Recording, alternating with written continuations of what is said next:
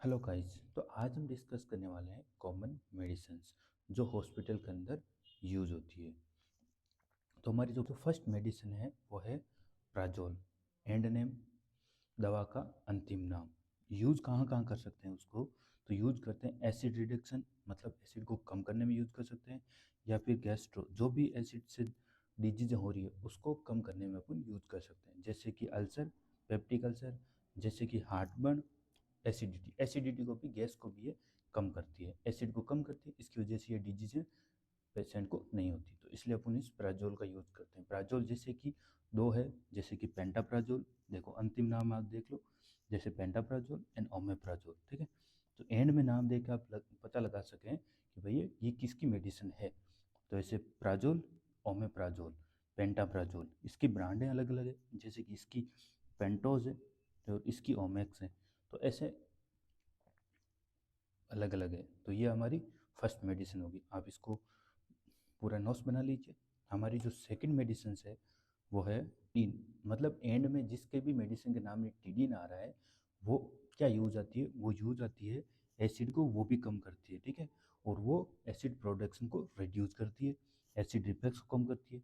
तो इसकी वजह से हम बोल सकते हैं, जैसे कि एग्जाम्पल रिनीटिडीन, टिडीन आ रहा है बीच में, जैसे को रिनीटिडीन आ गया, फेमोटिडीन आ गया। ठीक है, तो ये अलग अलग ब्रांड्स होती है। ठीक है, तो रिनीटिडीन हो गया, फेमिटिडीन हो गया, जैसे कि नहीं होगा, डुडेनियल अल्सर नहीं होगा, पेप्टिक अल्सर नहीं होगा, तो इसके अपन पेशेंट को यूज कर सकते हैं।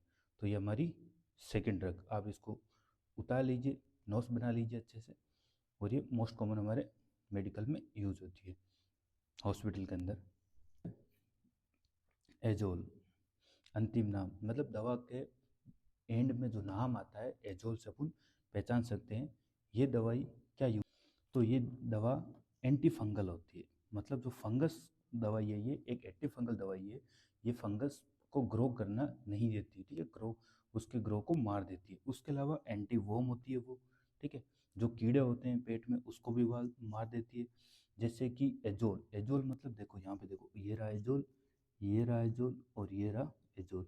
जैसे कि किटाकोनाजोल एजोल आ गया, एल्बेंडाजोल आ गया, और ये इट्रोकोनाजोल आ गया। जो अब हमारी जो नेक्स्ट दवाई है वो है कैन, जिसके भी पीछे कैन आ रहा है, जैसे कि लिग्नोकेन कैन आ रहा है, जैसे कि प्रोकेन प्रोकेन आ रहा है। तो ये कहाँ यूज होती है? एंड नेम है इसका।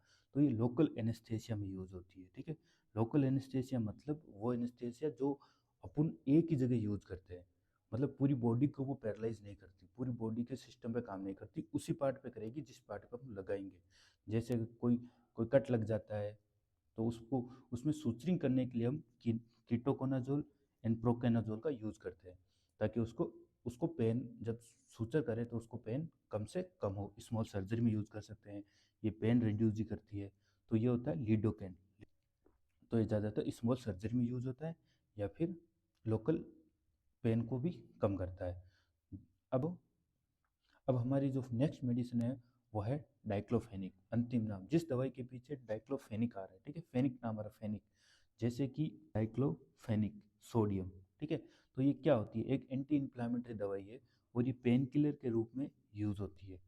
एंटी इन्फ्लामेटरी होती है, इन्फ्लामेशन को भी कम करती है, सूजन वगैरह भी कम करती है। उसके अलावा ये यूज होती है बैक पेन के अंदर, ठीक है, बैक पेन के अंदर होती है, मसल पेन के अंदर होती है, टूथ, ठीक है, दांत में आती है तो स्वेलिंग को कम करती है, एंड फीवर, ऑल्सो ये फीवर को भी रिड्यूस करती है। तो ये होती है डाइक्लोफेनिक। जैसे कि देख लो आप इसमें, ये रहा फेनिक नाम, एंड नाम, अंतिम नाम है ना, ये रहा एंड का नाम, आप देख लो, इससे पहचान सकते हो कि फेनिक नाम आ रहा है तो मतलब ये पेन किलर के रूप में एंटी इन्फ्लामेटरी है। तो जैसे कि डाइक्लोफेनिक टेबलेट आईपी। फिर हमारी जो नेक्स्ट मेडिसिन है वो है प्रिल। प्रिल होती है, वो क्या होती है? एंड नेम प्रिल हो गया, जैसे कि एग्जाम्पल लाइक लिस्नोप्रिल, कैप्टोप्रिल। तो ये लिस्नोप्रिल एंड कैप्टोप्रिल होती है, जैसे कि एंड में प्रिल आ रहा है, जैसे कि प्रिल कैप्टोप्रिल हो गया, जैसे कि लिस्नोप्रिल हो गया। ठीक है, ये क्या करती है? ये एंटी हाइपरटेंसिव ड्रग होती है। ठीक है, एंटी हाइपरटेंसिव ड्रग है, ये बीपी को कम करती है, मतलब बीपी को, अपने ब्लड प्रेशर को कम कर सकती है। ब्लड प्रेशर किसी पेशेंट का ज़्यादा है तो उसको देते हैं। और ये मेडिसिन किस नाम से जानी जाती है? एस इनहिबिटर के नाम से जानी जाती है। ठीक है, ये बीपी को कम करती है, लेकिन इसका एक साइड इफेक्ट है वो है कफ। एक साइड इफेक्ट कफ है और ये कॉन्ट्रा इंडिकेट होती है उस पेशेंट को प्रेगनेंसी के अंदर ये नहीं देते हैं। लिस्नोप्रिल आ गया एंड कैप्टोप्रिल आ गया, ठीक है। तो अब हमारी जो नेक्स्ट दवा है वो है, आप इसको उतार लीजिए एक बार और राइटिंग नोट्स में भी लगा लीजिए। तो अब हमारी जो मेडिसिन है वो है साटन, मतलब कि दवा का अंतिम नाम। जैसे कि ये देखो अंतिम में आ रहा है ना साटन, ये देखो अंतिम में आ रहा है साटन। जैसे कि लो साटन है, वेल साटन है, इसका यूज कहाँ होता है, इस्तेमाल कहाँ कहाँ कर सकते हैं? तो एंटी हाइपरटेंसिव दवा में कर सकते हैं, बीपी को कम करने के लिए कर सकते हैं। एंटी हाइपरटेंसिव का मतलब क्या हो गया, ये बीपी को कम करती है, ठीक है। तो ये लो साटन हो गई एंड वेल साटन हो गई। इसकी जो अलग अलग है, जैसे कि कोजराटेन, ठीक है ना, तो ये अलग अलग ब्रांड है, ये वेल साटन है। अब हमारी ये दवा है जिसका नाम है फिब्रेट। फिब्रेट है अंतिम नाम, जैसे कि फिनोफिब्रेट हो गया, टेबलेट हो जाती है, ठीक है।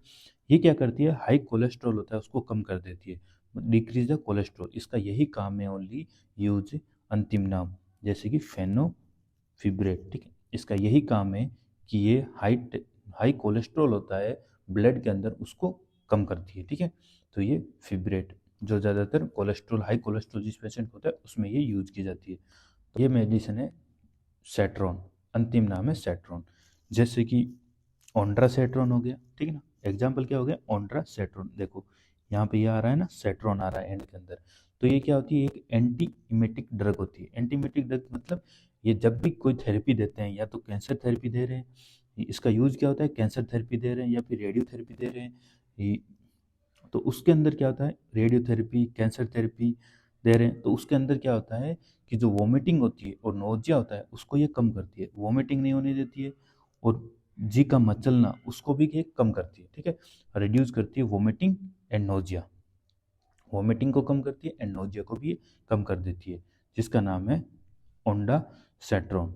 अभी हमारी मेडिसिन है जिसका नाम है व्यूडीन, जिसके एंड में व्यूडीन आ रहा है, ठीक है ना, जैसे कि जीडोव्यूडीन, जैसे कि लेमीव्यूडीन, ठीक है।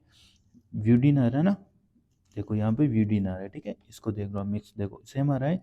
तो ये अपन HIV में यूज कर सकते हैं, और ये क्या किसका नाश करती है, HIV का नाश करती है, ठीक है। जो HIV वायरस होता है उसको नाश करती है, उसको ग्रो करने नहीं देती है, पेशेंट पर हावी नहीं होने देती। तो ये हॉस्पिटल के अंदर बहुत काम आती है HIV पेशेंट पर, ठीक है। तो अब हमारी जो नेक्स्ट मेडिसिन है वो है एमोक्सिसिलिन, ठीक है।